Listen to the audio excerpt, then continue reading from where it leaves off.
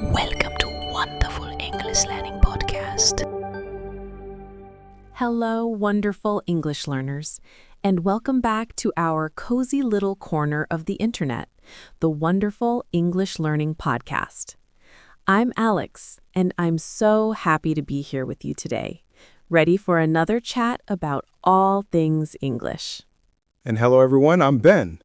It's always a great day when we get to sit down and talk with all of you. How is everyone feeling today? Take a deep breath with me. In and out. Good. We're all just relaxing and learning together. That's the perfect way to start, Ben. You know, just last week, I was talking to a friend of ours from Brazil. Her name is Maria, and she told me something I hear so often.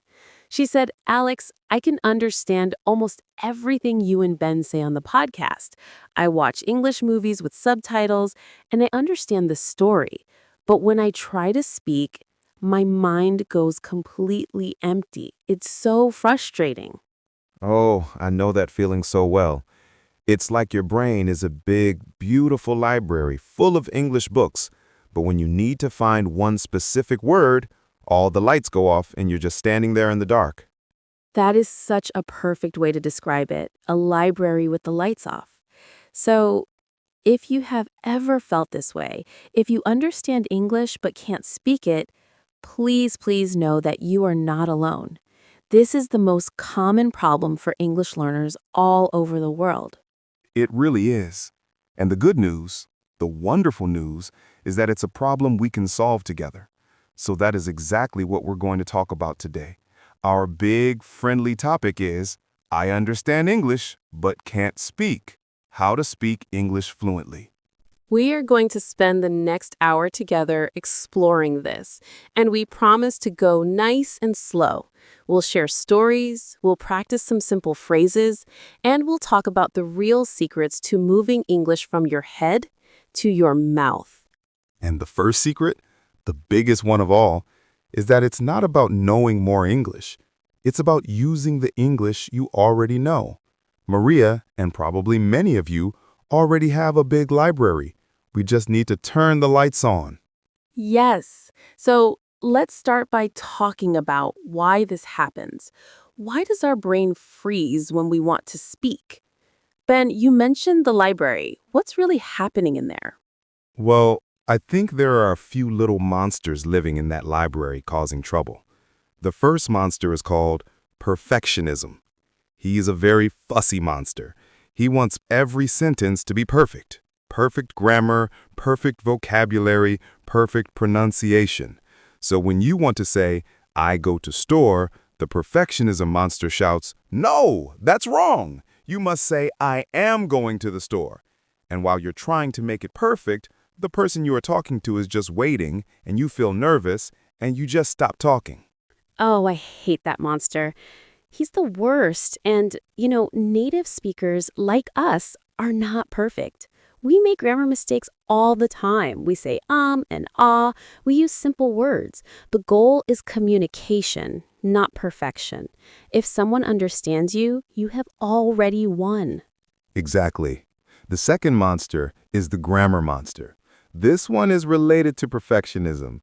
Many students learn English by studying grammar rules for years and years. This is great for understanding, for reading.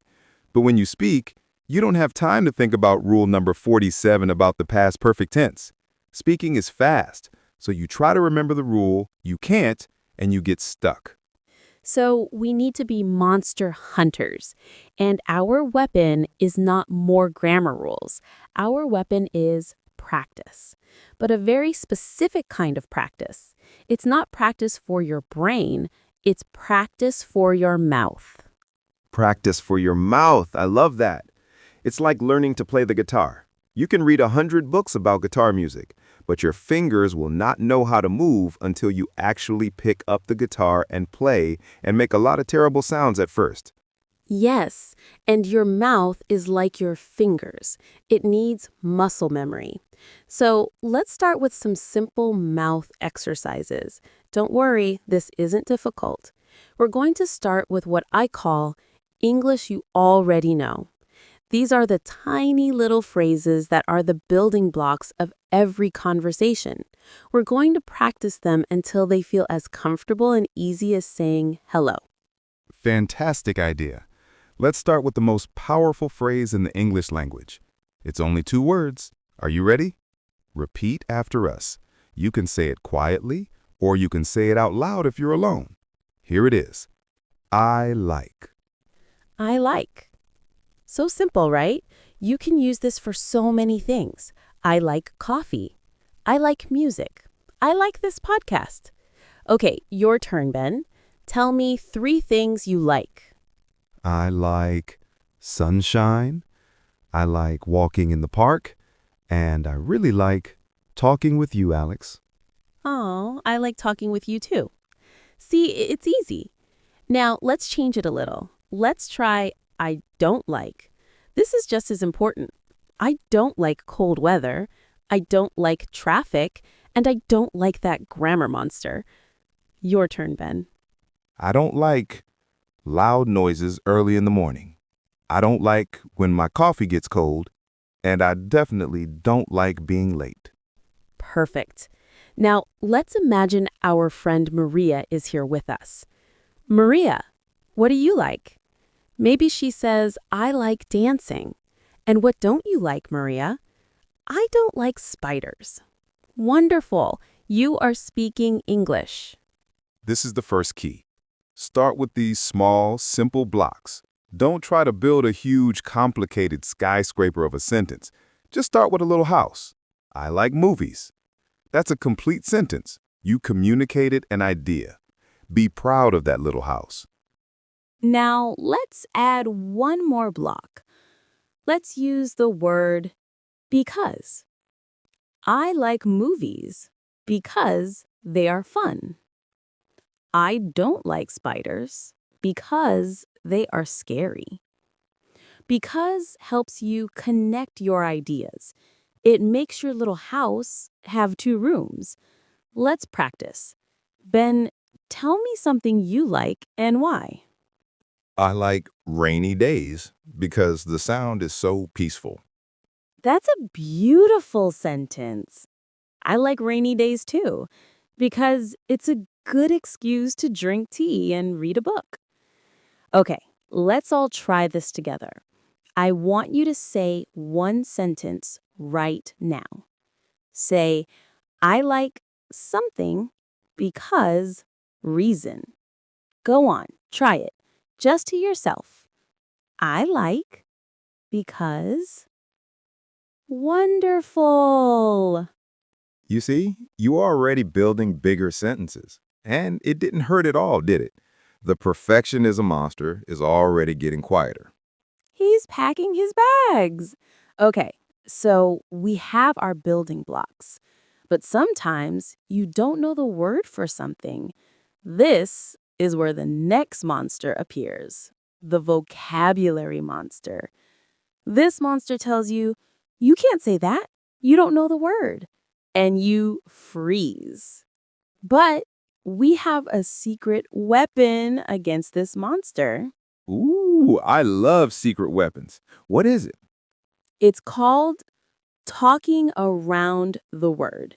It's like playing a little game of charades with words. If you don't know the word for giraffe, what can you say? You can say it's a very tall animal with a long neck that lives in Africa.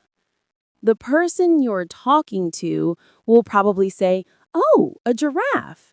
And you say, yes, a giraffe, thank you. And you just learned a new word in a fun, natural way. That is so smart. So you don't stop talking, you just describe it. Let's practice that. Alex, I'm thinking of an object. It's small, you use it when it rains, and you open it above your head. What is it? Small for rain. You open it. Is it an umbrella? Yes, an umbrella. See, I didn't know the word umbrella, but I described it and you understood me. Communication success. Your turn. Okay, I'm thinking of a place. It's a building with many books. People go there to read and study. What is it? That's easy. It's a library. The library with the lights off, but now we're turning the lights on. Exactly. So remember, if you don't know a word, don't panic. Just describe it.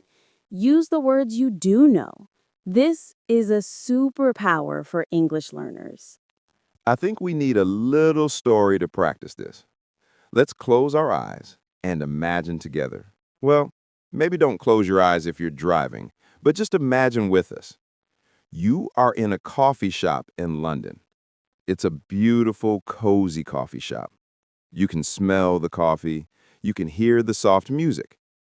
You are at the counter, and the friendly barista, the coffee server, smiles at you and says, "What would you like?"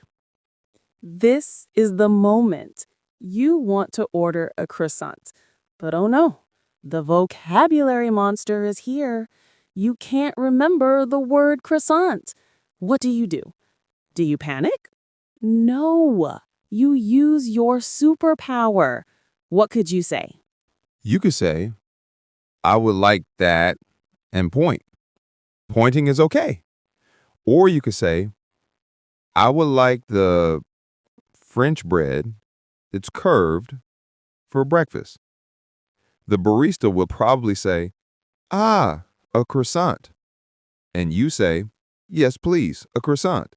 And you feel amazing because you did it. You communicated.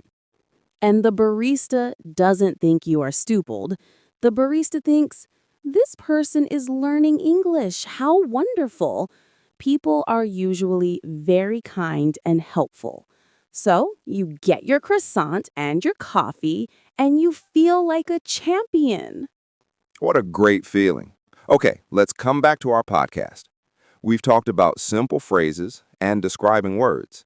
But there's another reason people get stuck. It's the fear of sounding silly, the fear of making a mistake. This might be the biggest monster of all. It is. And you know what helps with this? It's realizing that making mistakes is not just okay, it is necessary. It is how we learn. When a baby learns to walk, it falls down 100 times. Does the baby think, oh, I am so stupid, I will never walk? No, the baby just gets up and tries again. We need to be like that baby with our English. Be a speaking baby. I love it. Let's all give ourselves permission to make mistakes. In fact, let's make a mistake on purpose right now. Alex, I'm going to say a sentence with a mistake. Ready? Yesterday, I go to the park. Oh, good mistake. The correct way is yesterday, I went to the park. But you know what? I understood you perfectly. The world did not end. The grammar police did not come to your house. The important information, you, the park, yesterday, was all there. Communication success, even with a mistake. Whew, what a relief. So, mistakes are our friends. They show us what we need to practice. So don't be afraid of them. Welcome them. Now let's get our mouths moving again. We practiced I like and I don't like. Let's practice another super useful group of phrases. These are what I call thinking phrases. These are the little sounds and words we use when we're thinking about what to say next. Using these makes you sound more natural, and it also gives you time to think. This is a great trick. In our own languages, we say or ah or well. In English, we do the same. So let's learn a few. The first one is well. We say this when we are considering something. Well, I think it's a good idea. Or, well, maybe we can go tomorrow. Say it with me. Well. Good. Another one is let me see or let's see. This means let me think. If someone asks you, what is your favorite movie? You can say, let me see. I think my favorite movie is... It gives you a few seconds to find the words in your mental library. Perfect. And another very common one is, we use this a lot. It doesn't really mean, do you know? It's just a friendly phrase we put at the start of a sentence. I was thinking about that yesterday. The weather is very nice today. Try that. You know. And my favorite is actually. We use this to gently correct someone or to give more precise information. Do you live in Paris? Actually, I live near Paris in a small town. Or, I thought the meeting was at 10. Actually, it's at 11. It's a very soft, polite word. Let's use all of these in a little conversation. Ben, what did you do last weekend? Well, let me see. On Saturday, I cleaned my apartment. It was very dirty. And then, I met a friend for coffee. Actually, we had tea, not coffee. See how natural that sounds. You used well, let me see, and actually. It wasn't perfect, grammatically perfect English. It was real, natural, spoken English. And it was easy to understand. It was easy. Okay, let's practice this all together. I'm going to ask you a question, and I want you to answer it using one of these thinking phrases. The question is, what is your favorite food? Okay, say your answer. Well, my favorite food is pizza. Or, let me see. I really like chicken and rice. Try it now. Wonderful. You are not just speaking English, you're speaking English naturally. This is a huge step. We're moving right along. Now, I want to talk about something very important. Listening and speaking are best friends. You can't have one without the other. To become a better speaker, you need to train your ears to hear the music of English. The music of English. That's a beautiful way to put it. English has a rhythm, a stress. We don't say every word with the same power. For example, listen to this sentence. I want to go to the cinema. We don't say, I want to go to the cinema. It sounds like a robot. We say, I want to go to the cinema. The strong words are want and cinema. The other words are softer and faster. Yes, this is called sentence stress, and it's more important for being understood than having perfect pronunciation of every single sound. Let's practice a few common sentences.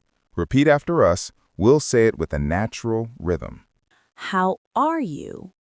Listen to the stress on are. How are you?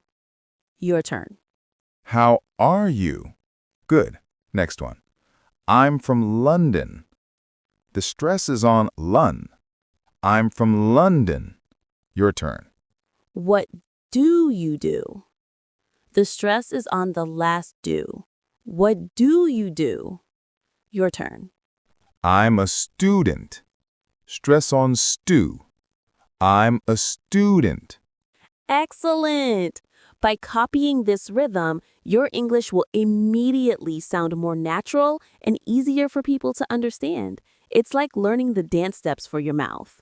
And speaking of dancing with your mouth, let's talk about something fun. Shadowing. This is a fantastic technique to practice both listening and speaking at the same time. It's like you are the echo. It's very simple. You listen to a short piece of English.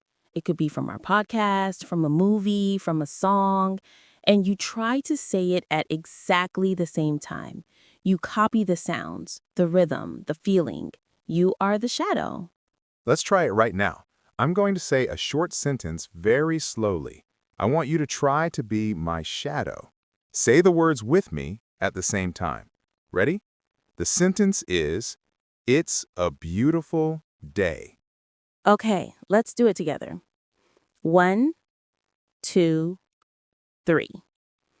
It's a beautiful day. Did you try it? Maybe it was a little fast. Let's do it again, even slower. It's It's a a beautiful beautiful day. day. Good. You can do this with any English you hear. It's like a game, and it trains your mouth to move in the English way. It's a real workout for your speaking muscles. Now let's take a little break from all this practice and listen to a story. I think stories are one of the best ways to learn. Today, I want to tell you a story about our friend, Leo. Leo is from Mexico, and he moved to Canada 1 year ago. Oh, I love Leo's story. Please tell us. When Leo first arrived in Canada, he was very nervous. His English was good for reading and writing, but he was very, very shy to speak. He was afraid of the perfectionism monster. For the first month, he didn't speak much at all. He would go to a shop, point at things, and say, "this" and "thank you." That was all. Oh, poor Leo. I understand that feeling.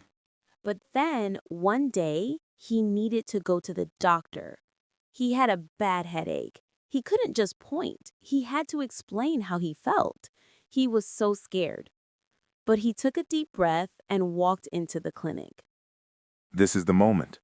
The nurse was very kind. She said, "How can I help you?" Leo's mind was empty. But then he remembered his building blocks. He said, "I have a pain." He didn't know the word headache, so he used his superpower. He pointed to his head and said, "Here, in my head, it hurts." The nurse said, "Oh, you have a headache?" And Leo said, "Yes, a headache." Then the nurse asked, "How long have you had it?" Leo didn't know the perfect grammar, so he said, "Since yesterday." Simple, clear. And the nurse understood him? She understood him perfectly. She gave him some medicine and he felt better. But you know what? He felt better in his heart, too. He was so happy. He spoke English, he communicated his problem, and he got help. It was a huge victory for him. After that day, he was still a little shy, but he was not afraid anymore. He knew that he could do it. What an inspiring story. It shows that you don't need to be perfect. You just need to be brave enough to use the English you have. And often, you have much more than you think. Exactly. Leo's story also shows the importance of a real life goal. His goal wasn't to speak perfect English. His goal was to see a doctor and feel better. The English was just the tool he used to reach his goal. This is so important. Find a reason to speak English that is bigger than just practicing. Maybe you want to make a friend. Maybe you want to order a special food.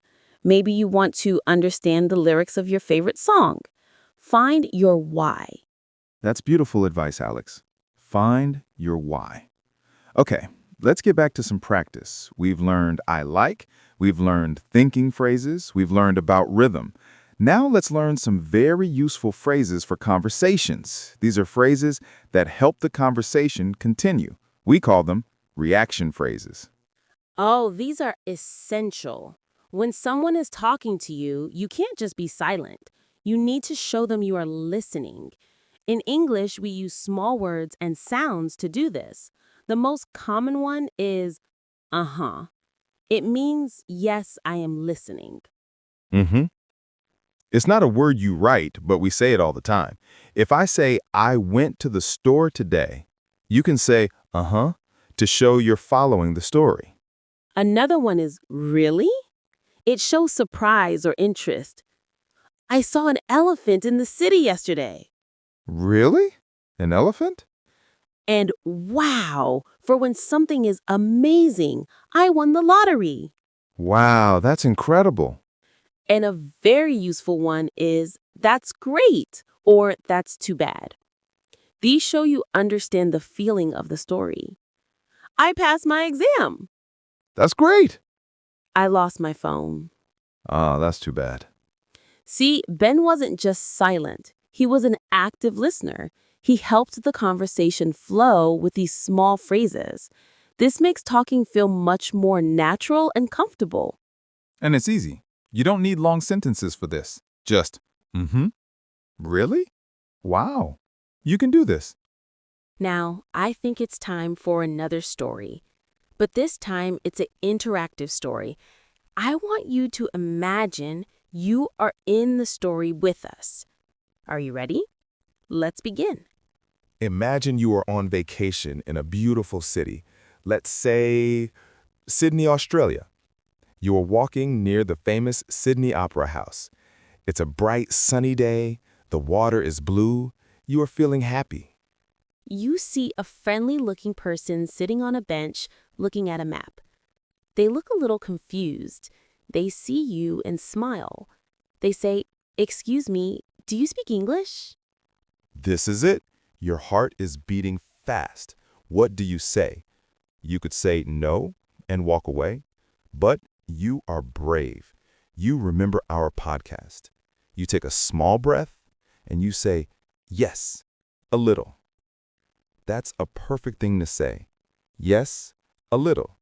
The person looks relieved. They say, "Can you help me? I am looking for a good place for lunch." They want to have lunch. They need your help. You know there's a nice cafe just around the corner, but you can't remember the word cafe. What do? You use your superpower. You describe it. You say, there is a place. You can eat and drink coffee. It is near, around the corner. You even point. You say, go there, and then turn. And you make a turning motion with your hand. The person understands. They say, "Oh, a cafe. Thank you so much." You say, "You're welcome."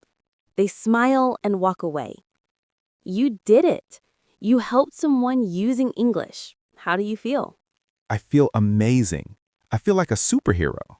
Me too. This is the feeling we want for all of you. That feeling of connection. It's not about perfect grammar. It's about helping someone or sharing a moment. This is the real goal of language. Let's practice a few more phrases that are helpful in these situations. Phrases for when you don't understand. It's okay not to understand. Native speakers don't always understand each other, so we have phrases for that. The simplest one is sorry or pardon. You say it with a questioning tone. If someone says something too fast, you can say sorry, and they will usually repeat it more slowly. Another one is, can you repeat that, please? This is very polite and clear.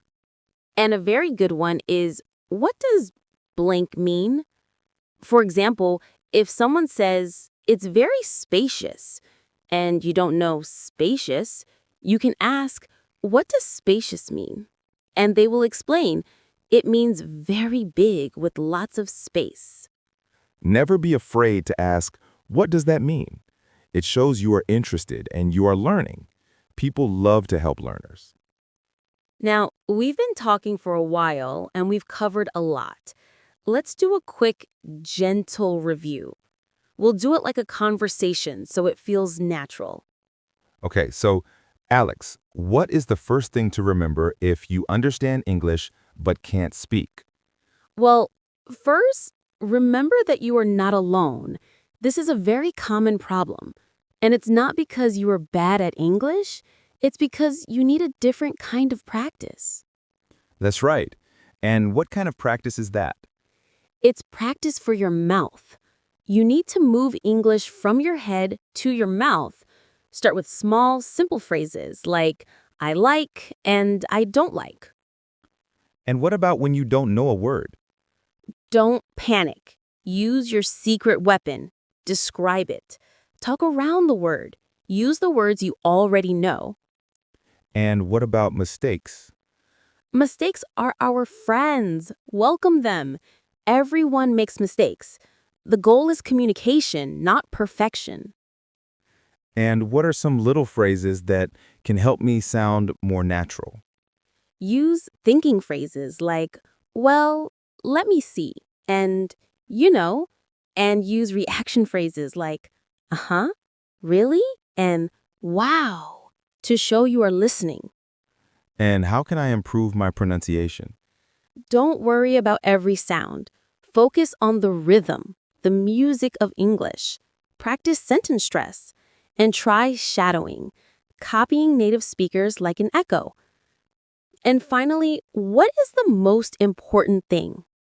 Find your why. Find a real reason to speak English. Maybe to make a friend, to order food, to help someone. When you have a real goal, you will be brave. Wonderful. That is a perfect summary. You know, Ben, I was thinking about how this is like learning to swim.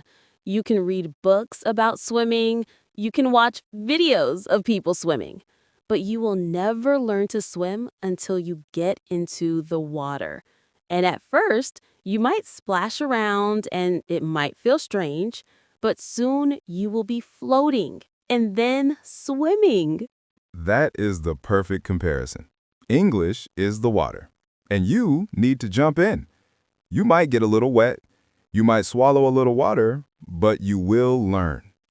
And we are here, holding your hand, cheering for you.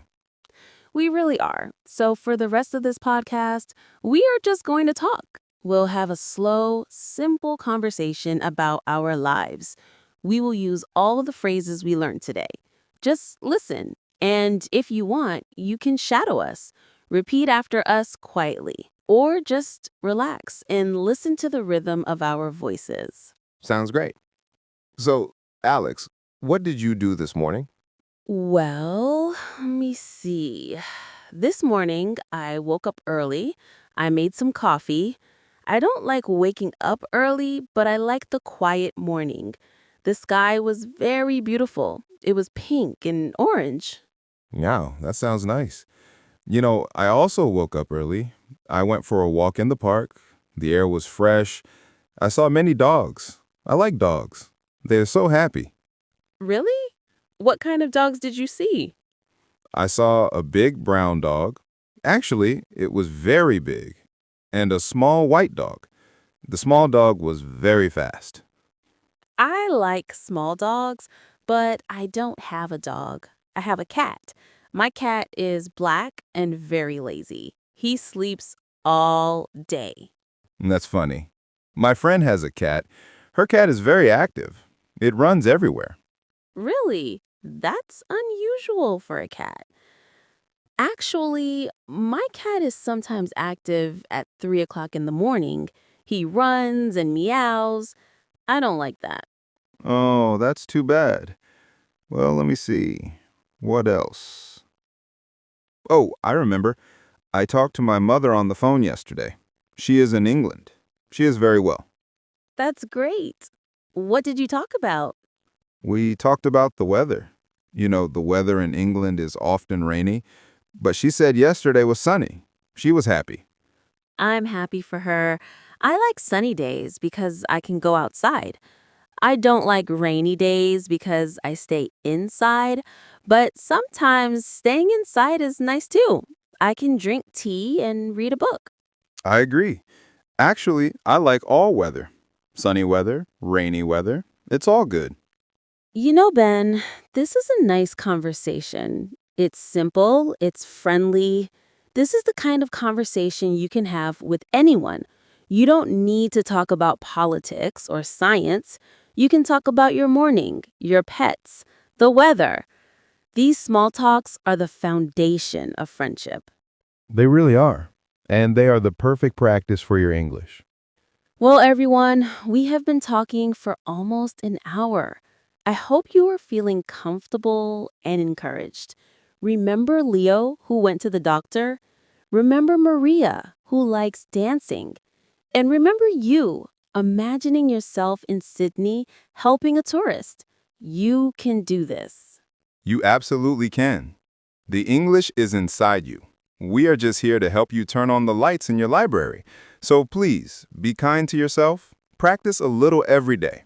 Just 5 minutes. Say, I like, 3 times. Describe an object in your room. Shadow one sentence from our podcast.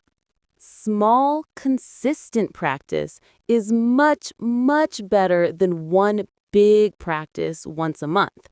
It's like watering a plant. A little water every day makes it grow strong. That's our secret. A little English every day. So it's time to say goodbye for now. Thank you so much for spending this hour with us. We are so proud of you for listening and for learning. You are wonderful. You are a wonderful English learner. Keep practicing, keep being brave, and remember to find the joy in speaking. We will be back soon with another podcast. Until then, have a beautiful day and happy English learning. Goodbye, everyone. Goodbye.